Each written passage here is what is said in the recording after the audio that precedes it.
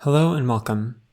As the title suggests, I'll be discussing transphobia in this video. Not in great detail, but enough that anyone sensitive to the topic might want to check in mentally before watching. A principled commitment to the truth, holding to it and seeking to know it to the best of one's ability, is not easily replaced once lost. Part of a human's social nature is that their identity can so easily become subsumed by larger socio-political tides, gradually and invisibly drowning out within them any voices capable of dissension, of stepping back and considering for a moment why they hold the beliefs that they do. It is in this way that questions of truth and genuine moral principle become largely irrelevant to mainstream political discourse.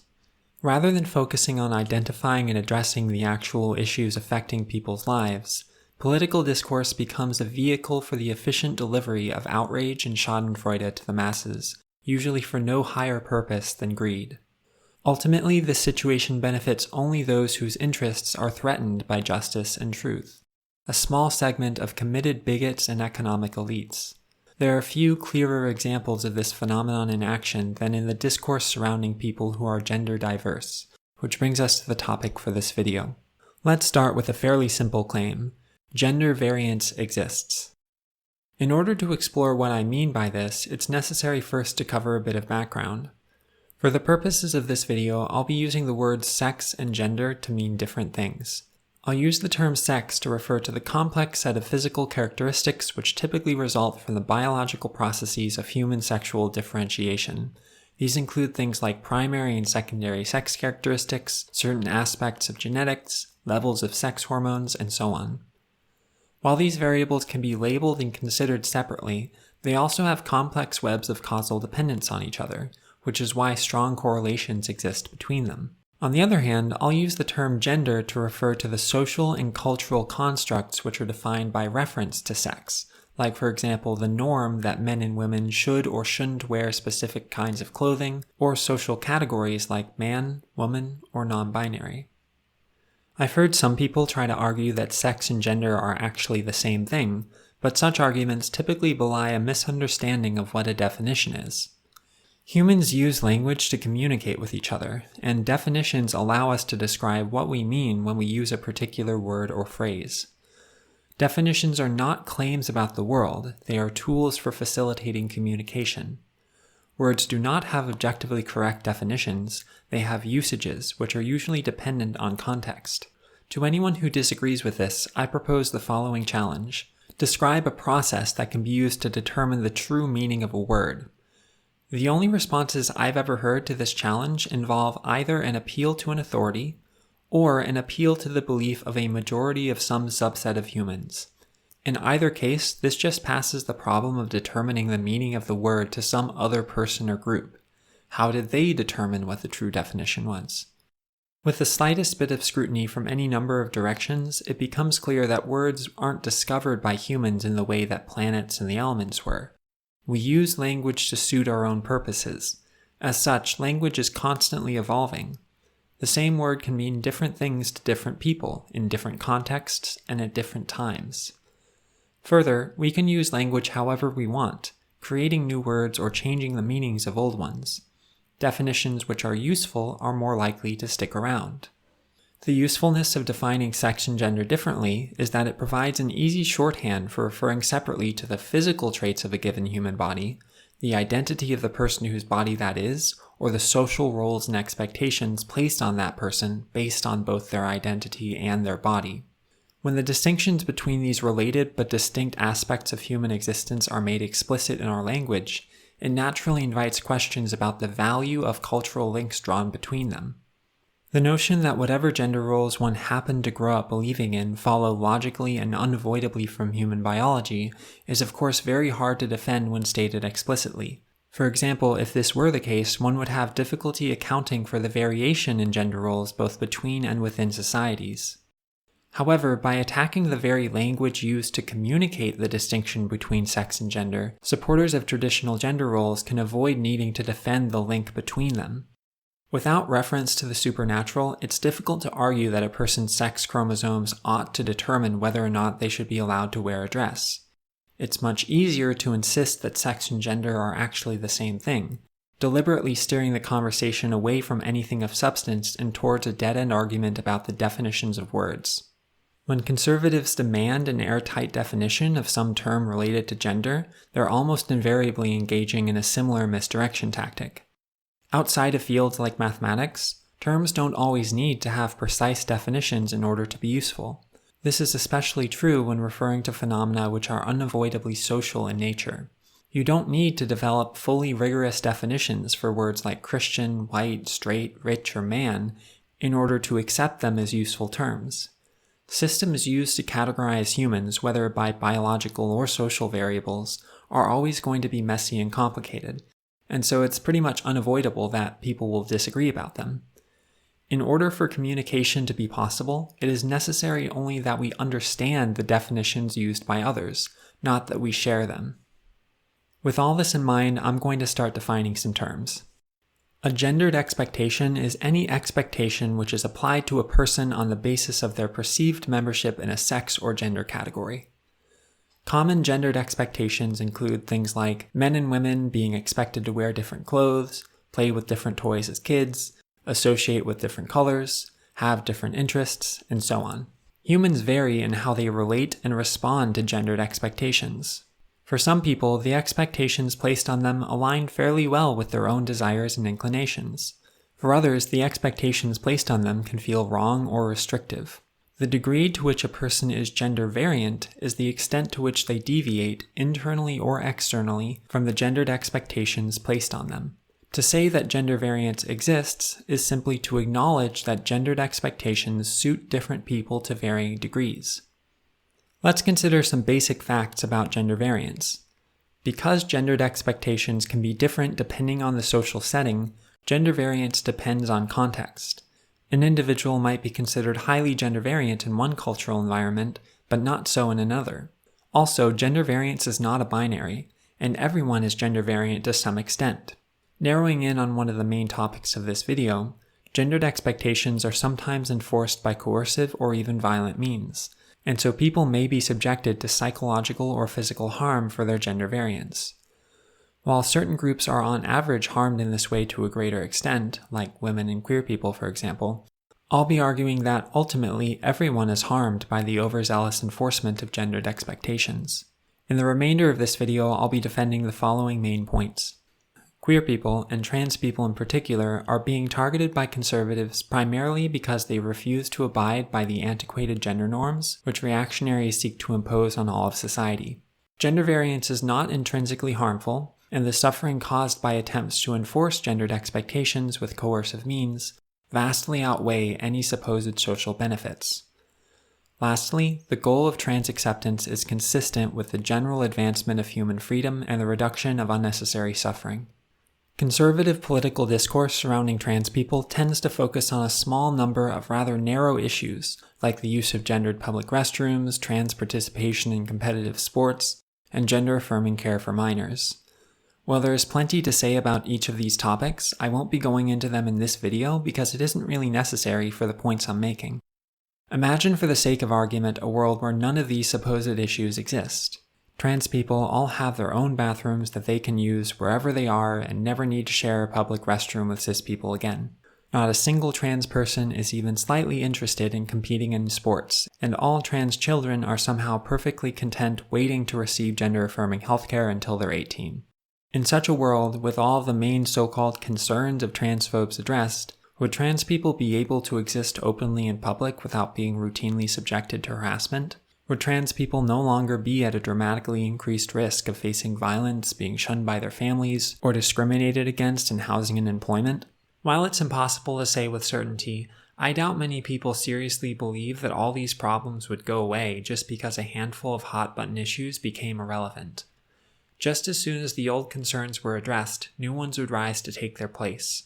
Maybe centrists would be less likely to side with the reactionaries in that hypothetical world, but conservatives by and large would not change their minds, and the day-to-day issues that most powerfully impact the average trans person's life would not be solved because those issues don't exist for any rational reason. They're rooted in society's aversion and intolerance towards those who disobey gender norms. The backlash to trans acceptance isn't fueled by any specific set of concerns about how trans people will fit into society.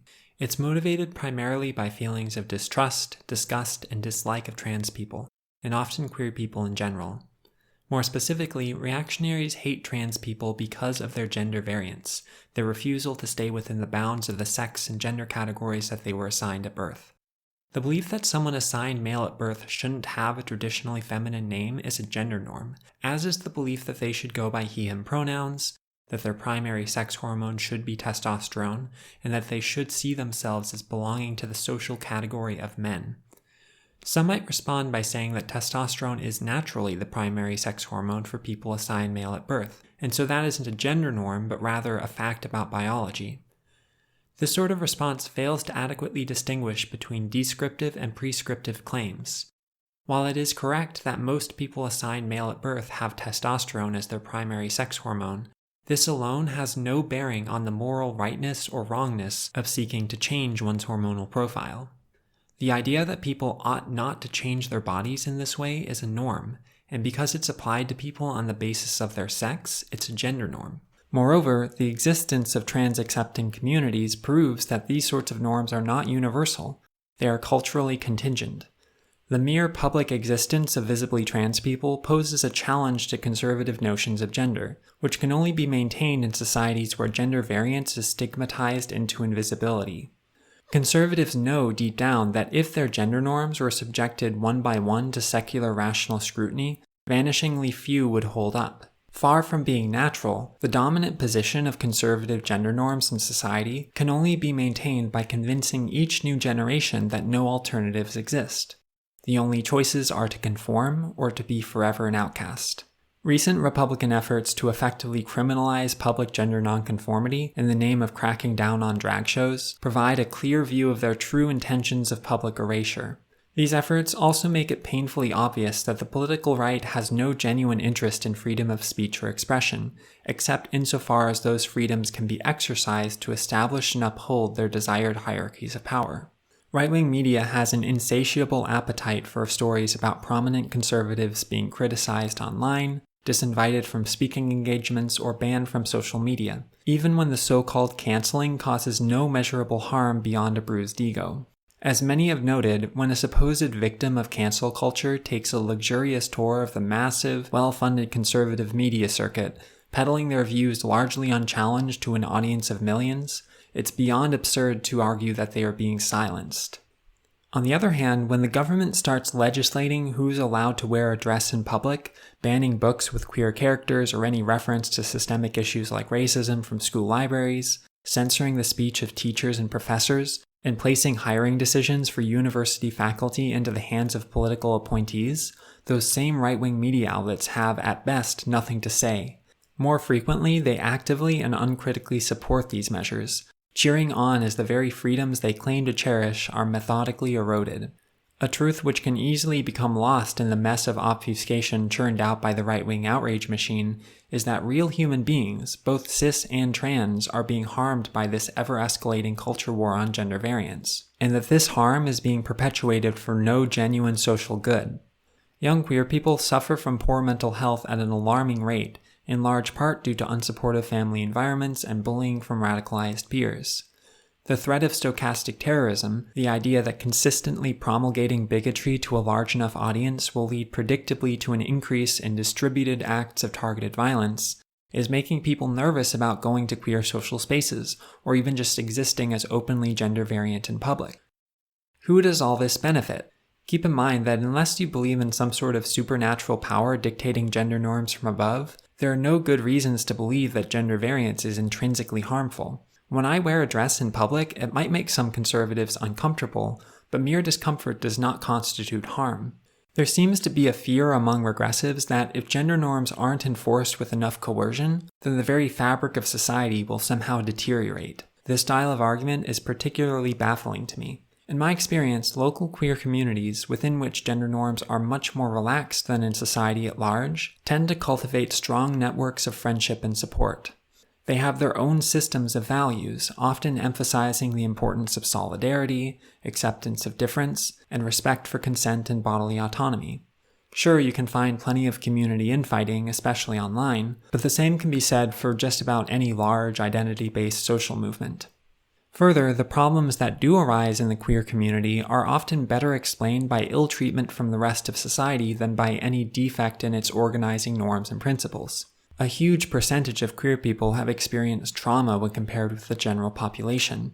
Many are rejected by their own families or bullied at school. Sometimes the coping mechanisms people develop in order to survive growing up in a cultural environment that doesn't accept them for who they are can end up causing a wide variety of interpersonal issues. The vast difference in mental health outcomes between queer people raised in accepting versus non-accepting households indicates that the disproportionate mental health challenges faced by queer people can be attributed in large part to bigotry and ignorance. The sort of radical acceptance and celebration of gender variance you find in the queer community is both a response to and a remedy for the harm inflicted on queer people by society at large.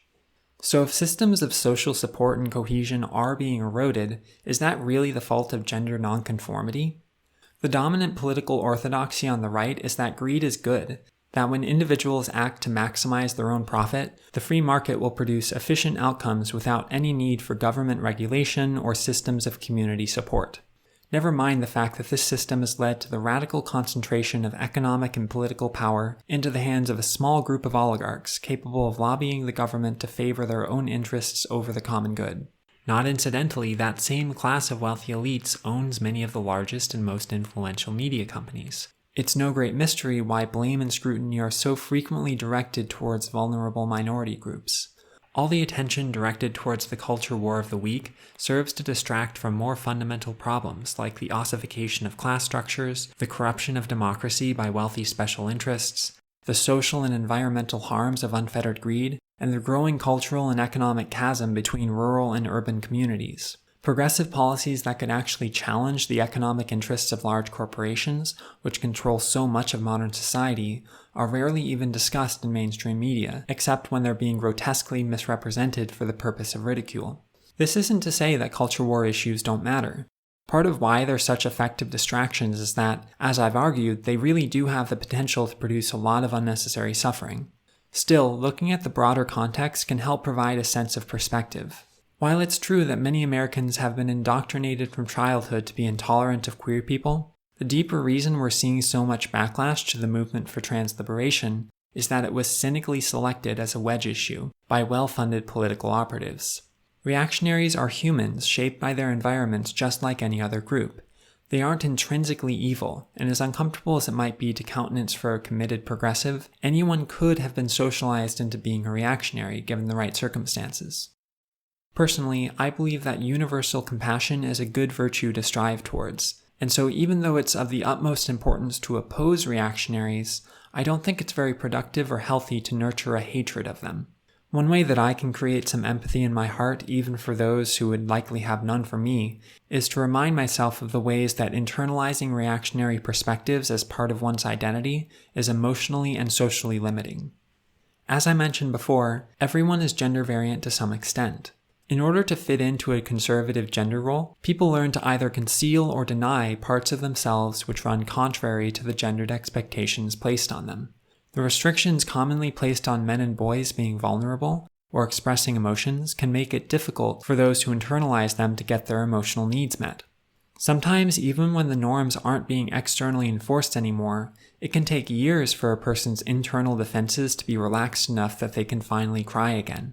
Again, this doesn't just impact highly gender variant people. It harms anyone who that gendered expectation gets enforced on. The gendered expectation that women and girls exist primarily to have children and serve the interests of men also obviously causes a tremendous amount of harm, as has been explored through centuries of feminist thought. Conservative gender norms have a real cost for the people who adhere to them, and in the long run, everyone, even gender-conforming men, will be better off in a society where they were no longer socially enforced. When reactionaries claim that trans liberation poses a fundamental threat to conservative gender norms, I believe they are actually correct.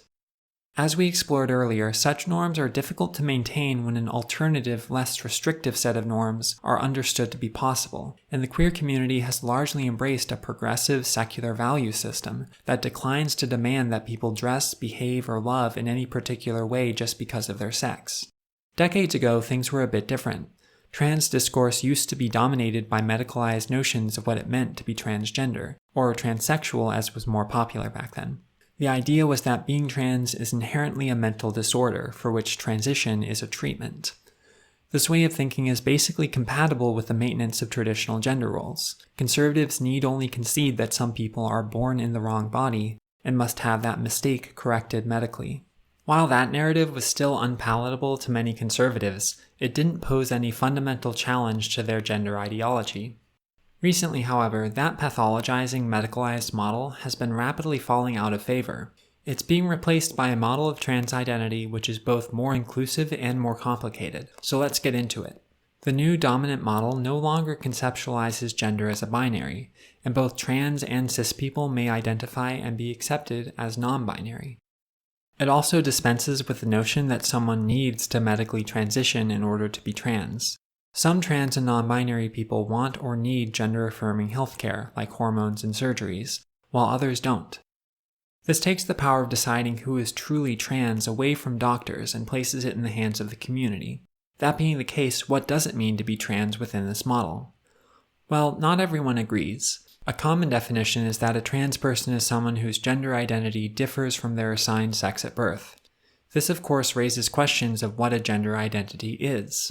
Again, there are a variety of subtly different answers to this question both within the trans community and among medical organizations. Gender identity is commonly understood as a person's inner sense of their own gender, that is, their sense of belonging to a given gender category. As a brief aside, sometimes reactionaries will bring up the questionable beliefs and unethical practices of some of the early popularizers of this particular term in the mid-20th century, like Robert Stoller and John Money, in an attempt to challenge its usefulness as a concept. This is both fallacious and misguided. It's fallacious because the value of an idea is not logically dependent on the moral character of whoever happened to come up with it first.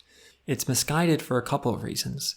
First, both trans people and the notion of gender identity existed long before Robert Stoller coined that particular phrase. Further, the sex-gender distinction, and by extension the notion of gender identity as a psychosocial construct, has played an important role both in feminist thought and the field of psychology ever since their introduction. Well over half a century has passed since then, and when a psychologist studying gender uses the term gender identity today, they have a much more nuanced, evidence-based understanding of it than Robert Stoller did in 1964. Getting back on track, gender identity is both psychological and social in nature, with those aspects not being strictly separate. Socially, gender identity is about the sort of gendered social roles that a person wants to or feels most comfortable occupying. This ties in with gender presentation, because the way a person looks can affect the sorts of gendered expectations assigned to them by others. Psychologically, gender identity is about what gender a person experiences themselves as being on the inside. To cover this notion in detail would require a much longer discussion about the nature of human identity constructs in general, and I hope to expand on my views in future videos. For now, it will suffice to say that a person's gender identity isn't any one specific feeling. It's a complex bundle of related feelings, beliefs, and patterns of thought. I sometimes think of gender identity as the psychological construct that results from the internalization of a given gender role.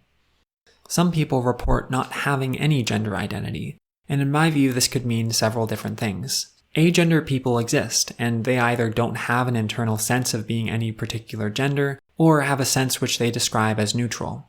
It's also possible for a person to have a gender identity and simply not choose to label it as such. One helpful thought experiment is to imagine how one would feel if their sex were suddenly, magically, and irreversibly changed. If they would have strong feelings about that scenario, setting aside any concerns about needing to explain what happened, then they might have some form of gender identity, by my definition of the term, that they just hadn't considered as such. On the other hand, some people report that they wouldn't really mind, or that they would only have feelings one way or another for basic practical reasons having to do with sex differences. Gender identity has many different components, and variations of this thought experiment can be used to try to pick them apart. How might a person feel if their sex remained the same, but everyone else perceived them as being a member of a different gender category? How might they feel about the opposite situation? Their sex changes, but everyone still perceives them as belonging to the same gender category. The fact that these are questions people can think about and answer differently points to the reality of variance in human gender identity. Some people have very strong feelings about these scenarios, while others don't care at all, and many people are somewhere in the middle. We can start to see now why gender isn't well conceptualized as binary. With this in mind, the boundary of the category of trans people is necessarily going to be fuzzy. How great does the difference between a person's gender identity and their assigned sex have to be in order for them to be considered trans? How does one even make such comparisons, given that sex and gender are different constructs and neither one is binary? There are a multitude of proposed answers to these questions, and things get complicated. In practice, people find ways of relating to these terms that make sense to them. Medical organizations can use these terms in whatever way seems to best facilitate positive outcomes, adopting an evidence-based approach. What really matters when providing healthcare to someone is the extent to which that care helps them, not whether or not any particular messy social label should be applied to them. Importantly, transgender people are a discernible social group, facing an identifiable set of socio-political issues, even if we only define them as the people who self-identify as transgender. It doesn't really matter if when I say I'm trans, I mean something a bit different than when someone else says they're trans, so long as we share a common political goal of liberation from the repressive enforcement of conservative gender norms.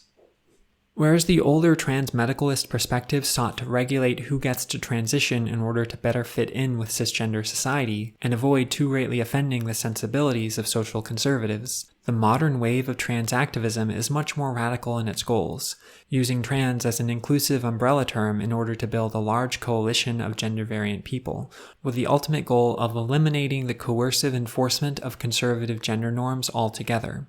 To be clear, there's an important distinction between getting rid of the coercive enforcement of gender norms and getting rid of gender roles themselves. It's possible for a culture to be highly tolerant of gender variance, even if the majority of people still identify as either cis men or cis women, and maintain some traditional notions about what occupying those roles entails. The key difference from how the world works today would be in how people who don't fit neatly into these categories are regarded. Are they punished for their gender variance or accepted for who they are? Not all trans advocates would agree with this framing, but it's difficult to imagine a world where trans people, under the modern, more inclusive definition, don't face harassment or discrimination for being who they are, but where conservative gender norms are still dominant and enforced. This is why anyone who is harmed by restrictive gender roles, which is to say almost everyone, stands to gain from the success of trans liberation. I want to end this video on a more personal note. I identify as non-binary now, and while I prefer going by they/them pronouns, that really is just a preference for me, and any pronouns are fine. When I look inside, I find that I don't have a particularly strong sense of being either a man or a woman. I feel like I can be comfortable occupying either traditionally masculine or feminine social roles depending on the context, and I tend to be happiest with how I look when I appear fairly androgynous. Thankfully, it doesn't tend to bother me much when passers-by speculate about my gender in public. Obviously, I prefer when people refrain from particularly rude or nasty comments, but so long as nobody gets violent, which thankfully hasn't happened yet, I try not to let that stuff get to me. When someone's being hateful or ignorant, I do my best to take it as a test of my ability to maintain a sense of general compassion and goodwill for my fellow humans, no matter how misguided they may be. More generally, I think there's something freeing about the idea that you don't need to take any specific action of transition in order to be accepted in your identity. If you want to go by a different name or change the way you dress, then that's fine. If not, that's fine too. If you think that hormones and surgery are or aren't right for you, then that should really be between you and your doctor. I don't see any benefit in treating these distinct aspects of transition as though they must all go together. Different combinations might be best for different people. As I've tried to make clear throughout this video, the views I've expressed represent only my own admittedly limited perspective. There are currently a multitude of legitimate progressive perspectives on trans identity, and because it's such a complex topic, I think different conceptualizations are probably better suited to understanding different aspects of gender. Biologically rooted approaches looking at the development and manifestation of gender identity in the brain provide interesting insights into some of the physical processes that account for the existence of gender variance. More social perspectives are essential if we're to have any hope of understanding how gender norms manifest in social settings, and the myriad ways that they can be culturally propagated and enforced. I know how confusing the topic of gender can be, and I hope that me sharing my perspective has been helpful in some way. Remember that no matter what your sex or gender is, There's nothing wrong with simply existing as who you are. Thanks for watching.